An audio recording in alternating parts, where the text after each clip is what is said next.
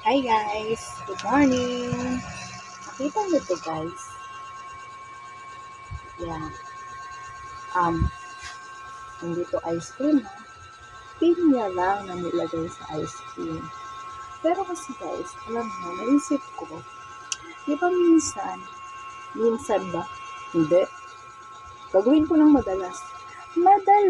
May naisip tayo na, ay, parang gusto kong kumain nun. Parang ang sarap-sarap nun.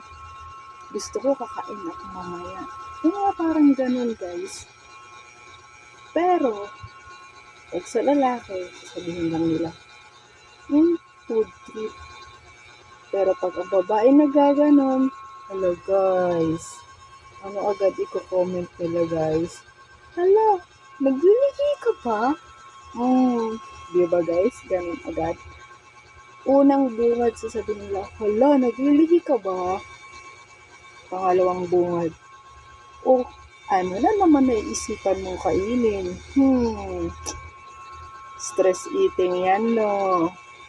Pangatlo guys, para sa mga babae, mayroong time na pag alam mo yung malapit ka na dinadat na ng period, parang may isipan kang kainin na, parang ang sarap naman kumain ng, example, fried chicken, or sasabihin mo, ay, ang sarap kumain ng pizza, or, trip lang.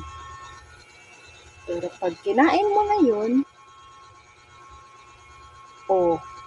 solved na. Tapos na yung food trip. Pero, pag may partner ka, ano sasabihin agad ni partner mo? Hala, naglilihi ka ba? Ba't ganun kaya guys, no? Porket may gusto ka lang kainin, naglilihi agad. O kaya sasabihin agad, uy, stress eating yun, no? O kaya sasabihin, hala, umandar na naman ang ating katakawan. Kasi, ngayon guys, naisip ko, gusto ko kumain ng pinya. Kaya ito, si pinya, ilagay ko sa ice cream na lalagyan.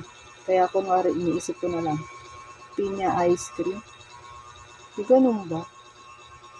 Parang wala pang na-invento ko nun guys. Kain tayo guys.